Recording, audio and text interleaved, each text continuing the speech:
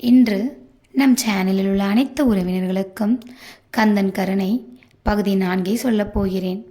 நேற்று சூரபத்மன் சொர்க்க உலகத்தை வந்து அடைந்தான் என்று முடித்திருப்பேன். இன்று அதிலிருந்து ஆரம்பிக்கிறேன். முற்காலத்தில் தேவர்களால் துன்புற்ற அசுரர்கள் மகிழ்ச்சி அடைந்தனர். அசுரர்களின் தலைவன் அசுரேந்திரனும் மனமகிழ்ந்து குலகுருவான சுக்ராச்சாரியாருடன் சூரபத்மனை வரவேற்க வந்தனர்.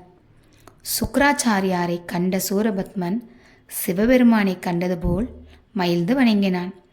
அவ்வாறே சிங்கமுகனும் தாரகனும் வணங்கி நின்றனர். அப்போது சூரபத்மன் அசுரேந்திரனை நலம் விசாரித்து கூடி மகிழ்ந்து பின் பூவுலகத்திற்கு விரைவாக திரும்பினான். சூரபத்மன் பூவுலகிற்கு வந்துவிட்ட செய்தி அறிந்த நான்முகன், இந்திரன் மற்றும் தேவர்கள் அனைவரும் திருப்பார்கடல் சென்று திருமாலை சந்தித்தனர். சூரபத்மனால் தாங்கள் அடைந்த துன்பத்தை எல்லாம் திருமாலிடம் கூறி அடுத்து தாங்கள் செய்ய வேண்டியது என்ன என கூறுமாறு ஆலோசனை கேட்டு நின்றனர். அப்போது திருமால், மனிதனாயினும் தேவனாயினும் வினை பயனை அனுபவித்தே தீர வேண்டும். அதை மாற்ற யாரால் கூடும்? தீயவன் தக்கன் சிவபெருமானை நிந்தித்து தான் நடத்திய யாகத்தில் நீங்கள் எல்லாம் கலந்து அவிர்பாகம் பெற்றும் தீமையை வரவழைத்து கொண்டீர்கள். அதன் விளைவுகளே இவையெல்லாம். எனவே அதனை அனுபவித்துதான் தீர வேண்டும். மேலும் இப்போது யாரும் பெறுதற்கு அரிய வரங்களை சூரபத்மன் தன் உக்கிர தவத்தால் பெற்றுவிட்டான். அவனை வெல்லும் சக்தி இப்போது நம்மில் யாருக்கும் கிடையாது. எனவே நாம் அவனை சென்று அன்பு வார்த்தைகள் பேசி ஆசிகள் வணங்கி அனுசரித்து செல்வதே சிறந்த வழி என்றார்.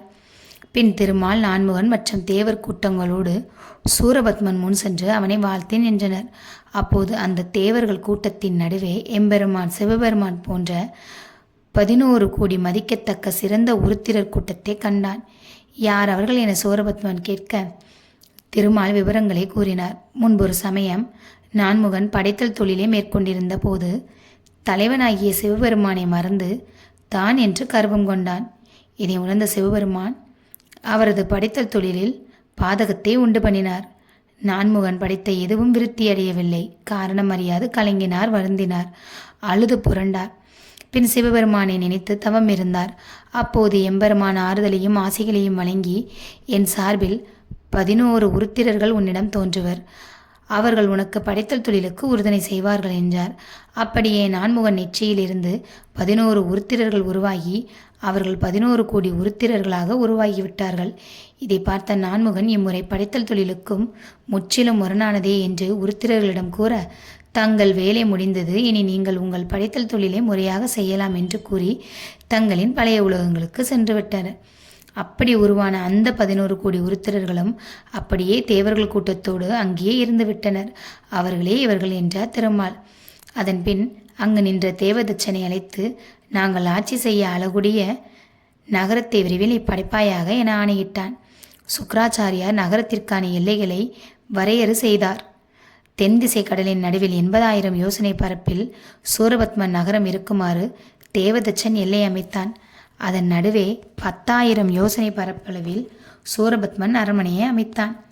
செம்பொனாலான பெரிய மதில்கள், அழகுமிகு கோபுரங்கள், கலை நுட்பமுடைய கோட்டை வாயில்கள், குழு மண்டபம், அரம்பையர் ஆடும் நாட்டிய சாலை, பளிங்கிலான பள்ளி அறைகள், சோலைகள், நறுமண மலர்கள் நிறைந்த செடி கொடிகள், அன்னங்கள், மயில்கள், வெண்புறாக்கள், கலைமான்கள், கயல் மீன்கள், துள்ளி விளையாடும் பொய்கள் என இந்திரனின் அழகாபுரியை மிஞ்சும் அளவிற்கு அற்புதமான நகரை தேவதச்சன் அமைத்தான். 4 வகை படைகள் அதன் வீரர்கள் பொருந்தி இருக்குமாறு அதற்கேற்ப மண்டபங்கள், ஆயுதச்சாலை, உணவு கூடம் என ஒன்று கூட பாக்கியில்லாது அனைத்தையும் ஒப்பற்ற முறையில் உருவாக்கினான். அந்த நகரத்திற்கு வீரமகேந்திரம் என பெயரிட்டான். யமபுரம், இடையபுரம், இலங்கைபுரம், நீலபுரம், சுவேதபுரம், அசுரபுரம், வாமபுரம், மதுரபுரம் என்ற 8 அழகிய நகரங்களை வீரமகேந்திரபுரத்தை சுற்றிலுமாக 8 திசைகளிலும் அமைந்திடச் செய்தான். வடக்கு கடலின் நடுவே அதே பரப்பளவு கொண்ட ஆசுரம் என்ற அழகிய நகரத்தை சிங்கமுகனுக்கு அமைத்து தந்தான். மேருமலைக்கு தென்புறத்தில் யமகூடகிரிக்கு ஒரு பக்கத்தில் தாரகனுக்காக மாயாபுரம் என்ற அற்புத நகரத்தை உருவாக்கினான்.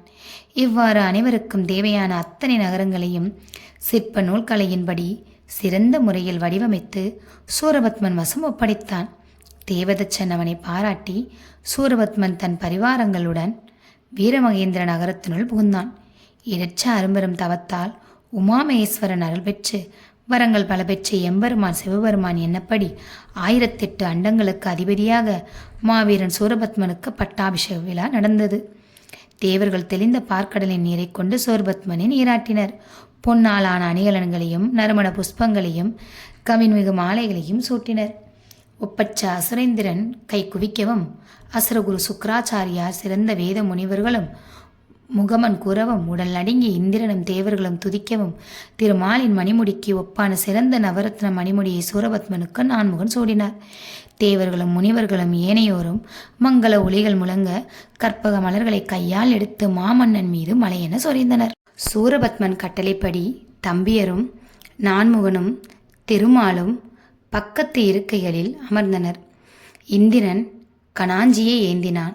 குபேரன் அடப்பையை தாங்கினான். வாயு சாமரம் வீசினான். அசுரேந்திரன் உடைவாள் தாங்கினான். சூரியனும் சந்திரனும் குடைப்பிடித்தனர். வருணன் ஆலவட்டம் வீசினான். கந்தர்வர்களும் சித்தர்களும் இசை இசைத்தனர். யமனும் அக்கினியும் தங்கள் கைகளில் பிரம்புகளை கொண்டு காவல் புரிந்தனர். நிருதி என்பவன் பூந்தட்டை எடுத்து வர தேவர் குருவியாளனும் அசுரர் குரு சுக்கராச்சாரியாரும் அந்த மலர்களை சூரபத்மன் சிரசில் தூவி வாழ்த்துக்களை வணங்கினர். அரம்பை மேனகை ஊர்வசி முதலான அளவற்ற தேவை மங்கையரின் மயக்கும் எழில் நடனங்களும் அரங்கேறின. மங்களமாக எல்லா நிகழ்ச்சிகளும் நடந்து முடிந்த பின்பு அவருக்குரிய பணியை அவரவர் செய்ய சூரபத்மன் ஆணைகள் பிறப்பித்தான். திருமாலே, நீர் எம் தந்தை காசிபரின் பாட்டன். எனவே நான் அழைக்கும் போதெல்லாம் விரைவாக இங்கு வர வேண்டும். நான்முகனே, நீர் மைந்தருடன் இங்கு வந்து 5 வகைப்பட்ட அங்கங்களை எல்லாம் பஞ்சாங்கத்தை சொல்லிவிட்டு செல்ல வேண்டும். சூரியனே, நாள்தோறும் எங்கள் நகரங்களில் இளம் கிரணங்களை பரப்பி ஒளிர்ந்து திரிய வேண்டும். சந்திரனே, இனி தேய்தல் மறைதல் பின் வளர்தல் என்ற வேலைகளை இங்கே செய்யாது எம் நகரங்களில் எப்போதும் முழுமையான நிலாவாக குளிர்ந்த ஒளியை தந்து கொண்டிருக்க வேண்டும். அக்னியே, நம் நகரத்தில் யார் நினைத்தாலும் உடனே வந்தவர்களின் பணிகளை செய்ய வேண்டும். யார் தொட்டாலும் எப்போதும் செந்தாமரை மலர் போல் குளிர்ந்திருக்க வேண்டும். யமனே, எங்கள் குதிரைகள், யானைகள், அசுரர்கள் என எவரின் உயிரையும் கவர்வதை கனவிலும் நினைக்கக்கூடாது. அவர்களுக்கு அஞ்சியே எப்போதும் நீ நடக்க வேண்டும். வாயுவே, நீ எப்போதும் எமது நகரங்களை சுத்தப்படுத்தி தூய்மையாக வைத்திருக்க வேண்டும். வருணனே, புனுகு, பச்சை கற்பூரம், சந்தனம் இம்மூன்றையும் நல்ல பனி நீரில் கலந்து எங்கள் நகரத்தின் இடை எங்கும் தெளிக்க வேண்டும். இந்திரனே, நீயும் உம்மோடு சேர்ந்த தேவர்களும் முனிவர்களும் திக்கு பாலகர்களும் வந்து நான் இட்ட பணிகளை தட்டாது செய்து முடிக்க வேண்டும். எச்சரிக்கை, இவற்றை கேட்ட எல்லாரும் அப்படியே செய்கிறோம் என ஒருமித்த குரலில் கூறி பணிந்து பயந்து நின்றனர். பின் அவரவர் இருப்பிடங்களுக்கு சென்றனர். இவ்வாறு சூரபத்மன் வெற்றி அரசியல் சில காலம் நடந்து வந்தான். பின் குலகுரு சுக்கராச்சாரியார் ஆலோசனைப்படி தேவதச்சன் பெற்ற எழில் மடந்தை பதும கோமலை என்பவளை முறைப்படி தேவர்கள் அசுரர்கள் வாழ்த்த மனம் புரிந்தான். அதன்பின் தேவர்கள், அசுரர்கள், கந்தர்வர், சித்தர், கிண்ணரர், இயக்கர், நாகர், கிம்புருடர் முதலியவர்களின் பெண்கள் அளவற்றவரை மணந்து மலர்களிலே உள்ள தேனையெல்லாம் பறந்து உண்டு மகிழ்ந்து ஒளித்து நீங்கும் வண்டினங்களைப் போல் புணர்ந்து மகிழ்ந்து வாழ்ந்திருந்தான். அப்படியே யமனின் மகளான விபூதை என்பவளை சிங்கமோனுக்கு மனம் செய்வித்தான். நிருதியின் மகளான சௌரி என்பவளை தாரகனுக்கு மனம் செய்வித்தான். பின் அவர்களை அவரவர் தம் நகரங்களுக்கு சென்று ஆட்சி செய்ய ஆணையிட்டான். அப்படியே அண்டங்கள் அனைத்திற்கும் அசுரர்களை அரசர்களாக நியமித்து ஆங்காங்கே பரிபாலனம் செய்ய ஆணையிட்டான். அப்படியே லட்சம் கோடி என அசுரப்படைகள் கிளம்பி அவரவர் தம் இருப்பிடங்களுக்கு ஆட்சி செலுத்த புறப்பட்டன. தனது வீர மகேந்திரபுரத்தை சுற்றிலும் 8 திக்குகளிலும் யானை, குதிரை, யாளி, கரடி, பன்றி என்ற வடிவங்கள் கொண்ட பல லட்சம் அசுரர்களை காவல் செய்ய பணித்தான். துர்க்குணன், தர்மகோபன், துன்முகன், சங்கபாலன், வக்கிரபாலன், கொடிய மகிடன் ஆகியோரை தனது அமைச்சர்களாக துணை கொண்டு தேவரும் மூவரும் யாவரும் வாழ்த்தி வணங்க சூரபத்மன் ஆட்சி சுடர்விட்டு பிரகாசித்தது. அது அசுரர்களுக்கு பனித்துளி போன்றும் தேவர்களுக்கு பழுக்க காய்ச்சிய இரும்பாகவும் சுட்டது. ஒரு நாள் சூரபத்மன் இந்திரனையும் பிற தேவர்களையும் வலிய அழைத்து கடலில் சென்று மீன் பிடித்து அதை தம் மாளிகையில் கொண்டு வந்து சேர்க்குமாறு ஆணையிட்டான். இந்திரனும் தேவர்களும் மனம் நொந்து புலம்பினர். நமக்கா இந்த கதி? இதைவிட மரணமே மேல். இப்படியும் நான்முகன் நம் தலையில் எழுதிவிட்டானே. நம் கதிதான் இப்படி என்றால் அவன் கதியும் இப்படி ஆகிவிட்டதே. ஐயோ, அவரை நொந்து என்ன பயன்? எல்லாம் நாம் செய்த வினைப்பயன். அதை தடுக்க யார் முடியும்? உப்பை தின்றவர் தண்ணீர் குடித்துதானே ஆக வேண்டும். கடற்கரைக்கு சென்று வர்ணனிடம் இந்திரன் வேண்ட வருணன் கடலில் உள்ள மீன்களை எல்லாம் திமிங்கலங்களை எல்லாம் கரையில் கொண்டு வந்து போட்டான். சூரியன் அவற்றை உலர்த்தினான். நாகர் தலைவன் அவற்றை கயிறு போல் கட்டினான். யமன் பெரிய திமிங்கலம் போன்ற மீன் வகைகளை சுமக்க மற்ற தேவர்கள் மற்ற மீன்கட்டுகளை சுமந்தனர். இந்திரன் முன் செல்ல அனைவரும் மீன்களை தலையில் சுமந்து சூரபத்மன் அரண்மனைக்கு கொண்டு சேர்த்தனர். இது கண்டு சூரபத்மன் மிக்க மகிழ்ச்சி. இப்படியே நாள்தோறும் செய்து வருக என்று உத்தரவிட்டான். அப்படியே ஆகும் என அனைவரும் ஒரே லயத்தோடு தங்கள் தலைகளை அசைத்து ஆமோதித்தனர். காலங்கள் உருள பதும கோமலை பானுகோபன் என்ற மைந்தனை பெற்றாள். மைந்தன் பிறந்த பூரிப்பில் சூரபத்மன் அந்தணர்களுக்கு அரசர்களுக்கு வாரி வாரி வழங்கினான். செல்வ சிறப்போடு மாணிக்க தொட்டிலில் பானுகோபன் துயில் கொண்டிருந்த போது கதிரவன் ஒளி அவன் மீது பட்டது. சினம் கொண்ட சிறு குழந்தை பானுகோபன் உடனே வானத்தில் பறந்து சூரியனை இழுத்து வந்து தன் தொட்டில் காலில் கட்டி வைத்தான். இது கண்ட அச்சமுற்ற நான்முகன் கதிரவனை விடுவிக்க சூரபத்மனிடம் வேண்டினான். பானுகோபனை சென்று வாழ்த்தி வணங்குங்கள், அவன் சூரியனை விடுவிப்பான் என்று சூரபத்மன் சொன்னான். அப்படியே நான்முகனும் தேவர்களும் சென்று பானுகோபனை வாழ்த்தி நின்றனர். அப்போது பானுகோபன், நான்முகன் தனது படைக்கலன்களை தனக்கு தந்தால் சூரியனை விடுவிப்பேன் என்றான். அப்படியே நான்முகனும் தனது சிறந்த படைக்கலனான பிரம்மாஸ்திரத்தையும் மோக படைக்கலத்தையும் தந்து சூரியனை மீட்டுச் சென்றார். பானுகோபன் பருவமடைந்து திருமகளின் கணவரான திருமாலுடன் போர் செய்து அவரை வெற்றி கொண்டான். அடுத்து அக்கினி, முகாசூரன், இரணியன், வஜ்ரவாகு என்ற 3 புதல்வர்களை பதுமகோமலை பெற்றாள். இது தவிர பிற மனைவியருடன் கூடியதில் சூரபத்மன் மற்றும் ஒரு 3000 மைந்தர்களை பெற்று மங்கள வாழ்வு நடத்தி வந்தான். சிங்கமுகன் முதல் மனைவியிடம் அதிசூரன் என்ற மைந்தனையும் மற்ற மனைவிகளிடம் 100 மைந்தர்களையும் பெற்றான்.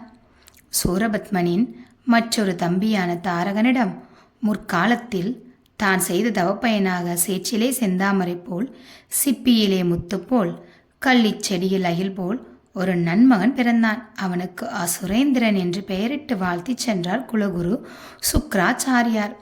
இந்த அசுரேந்திரன் நல்லவன், வல்லவன், வம்பு சண்டைக்கு போகவும் மாட்டான், வந்த சண்டையை விடவும் மாட்டான், பாவங்களை செய்ய மாட்டான், பழிச்சொற்களை ஏற்க மாட்டான், நீதிக்கு புறம்பாக எதையுமே நினைக்கக்கூட மாட்டான். சூரபத்மனோடு பிறந்தவள் அசுமுகி என்பாள். கடுகளவிற்கு கூட கற்பு அறியாதவள், 10,000 பரத்தைக்கு ஒப்பானவள், தேடிச் சென்று ஆடவரோடு வலிய கூடுபவள், அசுரர்களுக்கு எதிரானவர்களை கொன்று குவிப்பவள். மொத்தத்தில் அந்த குலம் நாசமாக முளைத்துவிட்ட ஒரு கோடாரி காம்பு. ஒரு நாள் வனத்தில் தவம் செய்து கொண்டிருந்த துர்வாச முனிவரை கண்டாள். அவர் மீது மோகமுற்றாள்.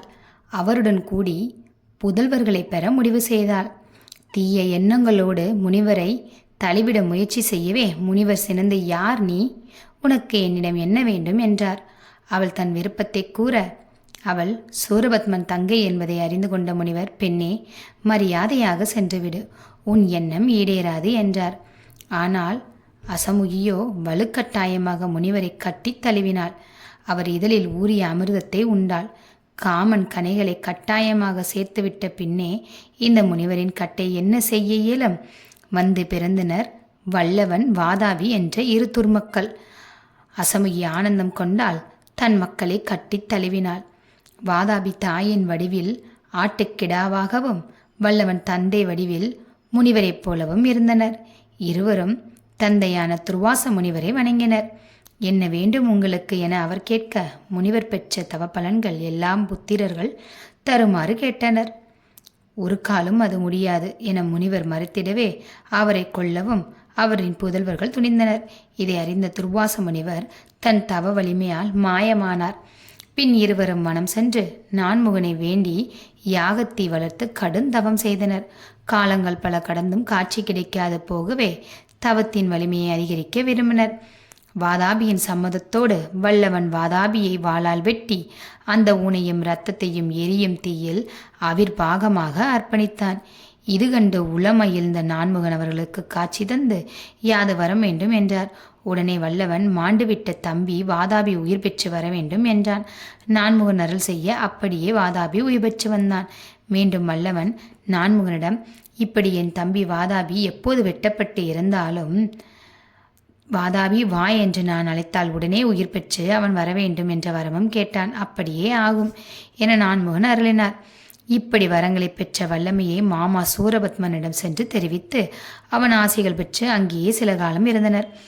பின் குடகு நாட்டின் 4 பாதைகள் சந்திக்கும் இடத்தில் ஒரு பர்ணசாலை அமைத்து வல்லவன் சிறந்த தவமுனிவன் போல் வேடம் கொண்டு அந்த வழியே வருகின்ற முனிவர்களை வணங்கி ஆசிரமத்திற்கு அழைத்து வந்து அவர்களுக்கு வாதாபியை வெட்டி அருமையான கறி சமைத்து உணவு அளிப்பான்.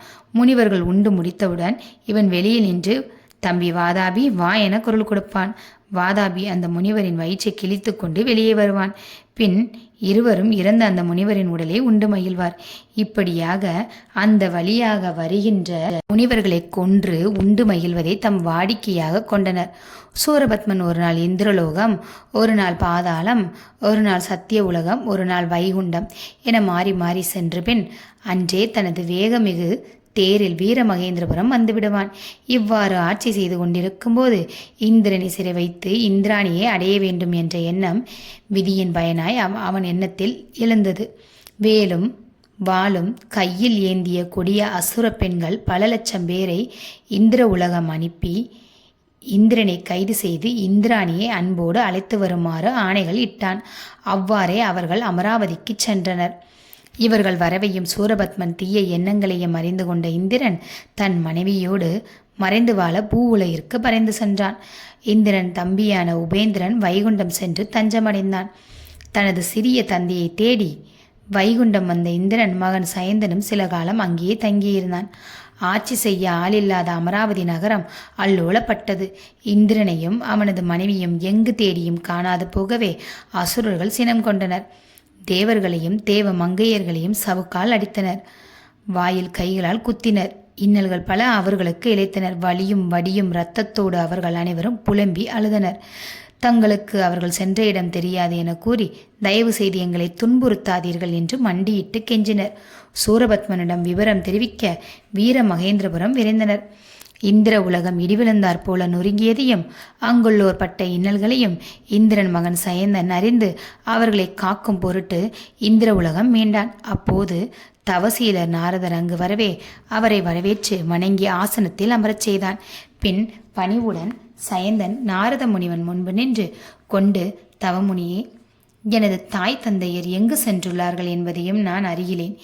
எங்களுக்கு நேர்ந்துள்ள இத்தீமை எப்போது நீங்கும் சொல்வீராக என கேட்டான். அப்போது நாரத முனிவர் இவ்வாறு பேசலானார். தீமையானதும் நன்மையானதும் வந்து சேர்வது அவரவர் செய்த தீவினைகள் நல்வினைகளை பொறுத்து அமைந்து விடுகிறது. எல்லாம் அறிந்தவர்கள் இன்பம் வரும்போது மகிழ்ச்சி அடைவதும் கிடையாது, துன்பம் வரும்போது கலங்குவதும் கிடையாது. இன்பமும் துன்பமும் வரும்போது உடலுக்கே அன்றி உயிருக்கல்ல என்று பழைய வினைகளின் தொடர்ச்சியை அறிவர். ஒரு காலத்தில் ஏழையாக இருப்பவன் பின் ஒரு காலத்தில் செல்வந்தனாவான். அதுபோல ஒரு காலத்தில் செல்வந்தனும் வறியவனாவான். ஒரு காலத்தில் பெருமை உடையவன் பின் ஒரு காலத்தில் சிறுமை அடைவர். அவ்வாறே சிறுமை உடையவரும் பிறிதொரு காலத்தில் பெருமை அடைவர். எதுவும் எப்போதும் நிலையானது அன்று. எனவே உங்களின் தாழ்வும் அசுரர்களின் வாழ்வும் நிலைக்க மாட்டா. ஒரு காலத்தில் தேவர்களுக்கு தீங்கிழைத்த கயமுகன் என்ற அசுரன் இறக்கும்படி உன் தந்தை இந்திரன் முயற்சி செய்தான்.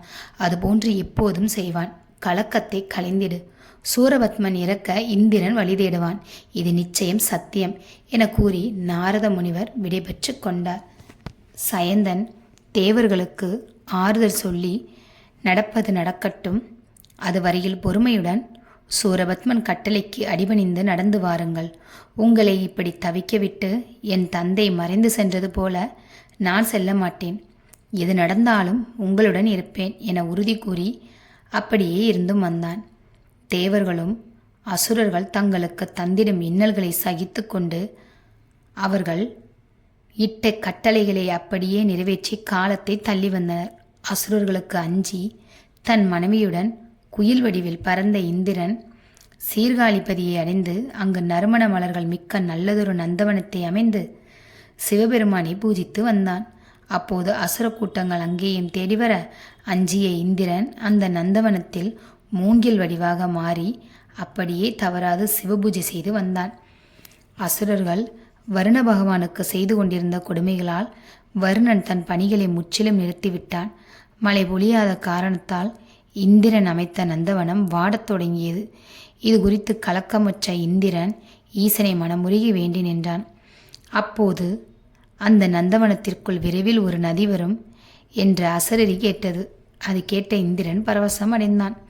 இந்த வேளையில் முக்காலங்களும் முறையே அறிந்த நாரத முனிவர் ஆட்டத்தை தொடங்கி அதற்கான காய்களை நகர்த்த முற்பட்டார். விந்திய மலையிடம் சென்று மேருமலை எல்லா வகையிலும் முன்னைவிட உயர்ந்தது என கர்வம் கொண்டுள்ளது. அது பெற்றுள்ள பெருமைகளுக்கு முன்னால் நீ ஒரு துரும்பு என்றெல்லாம் அது எண்ணுகிறது என பஞ்சிலே நெருப்பை பற்ற வைத்தது போல பொறாமை எனும் தீயை மூட்டினார். அதை கேட்ட விந்தியமலை சினம் கொண்டது.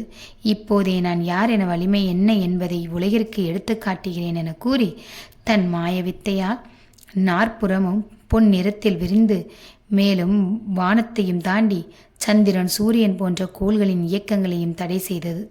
இதனால் துன்பமடைந்த அந்த கோள்கள் அகத்திய மாமுனிவரை நெஞ்சில் நிறுத்தி துதிக்கலாயினர். அப்போதே அவர்களின் துன்பம் அறிந்த அகத்தியர் சிவபெருமானை வேண்டி துதிக்கலானார். அப்போது உமாமகேஸ்வரன் காட்சி தந்து வேண்டுவது யாது முனிவரே என கேட்டார். விந்திய மலையின் செருக்கை அடக்க தனக்கு வலிமை வேண்டும் என வரம் கேட்டார். அப்படியே இறைவனும் வரமருளி தென் திசை நோக்கி பயணிக்க அகத்தியருக்கு வழிகாட்டினார். அகத்தியரும் அவ்வாறு புறப்படும் முன் தென் திசையில் உமக்குரிய பூஜை நியமங்களை முறைப்படி செய்து வர தெற்கில் நீர்நிலைகளில் போதுமான தண்ணீர் இல்லை. எனவே அங்கு ஒரு நதி வந்து நலமளிக்க வேண்டும் என்று அகத்தியர் வேண்டினார். உடன் சிவபெருமான் காவிரியை உளம் நினைக்க முன் வந்து நின்று பணிந்தாள் காவிரி. அகத்தியருடன் செல்லுமாறு காவிரிக்கு இறைவன் ஆணையிட்டார்.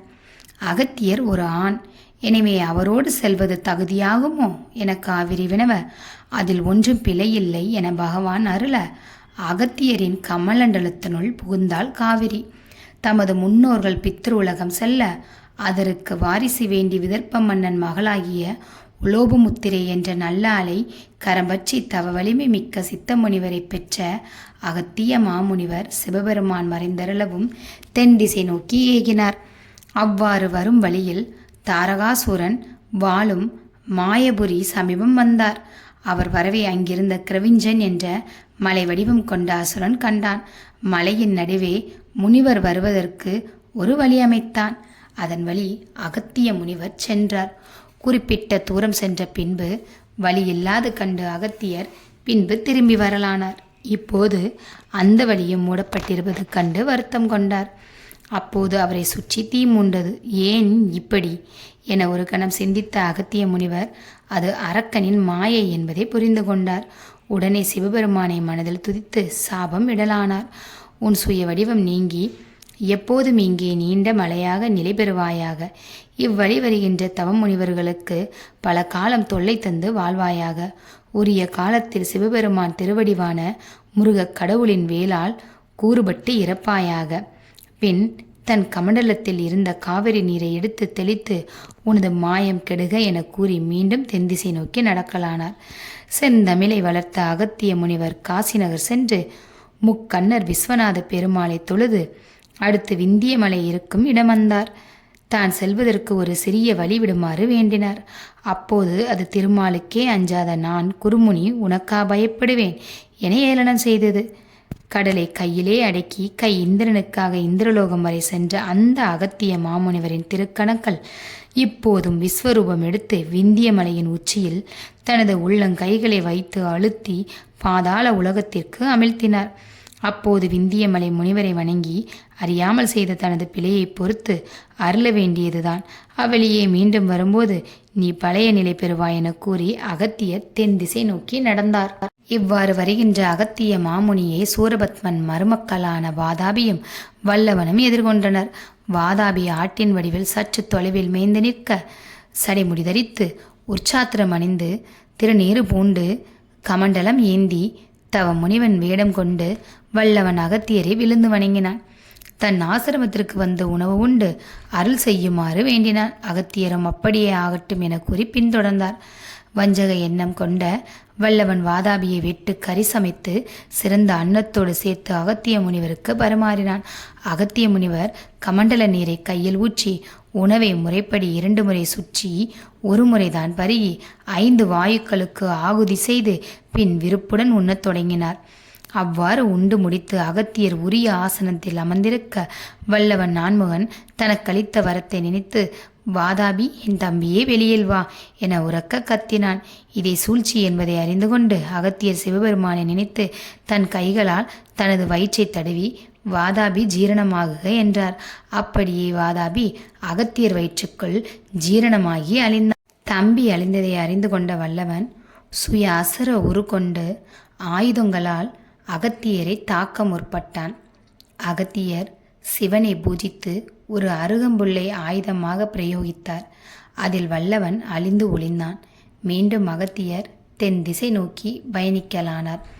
முனிவர் வேடம் கொண்ட வல்லவன் வாதாபியை கொன்றது வேத விதிப்படி பிரம்மஹத்தி தோஷமாகும். அது அகத்தியரை பிடித்தது. அதன் விளைவாக அந்த 2 அசுரர்களும் முனிவர்களின் வடிவில் அகத்தியரை தொடர்ந்து வந்து துன்புறுத்தினர்.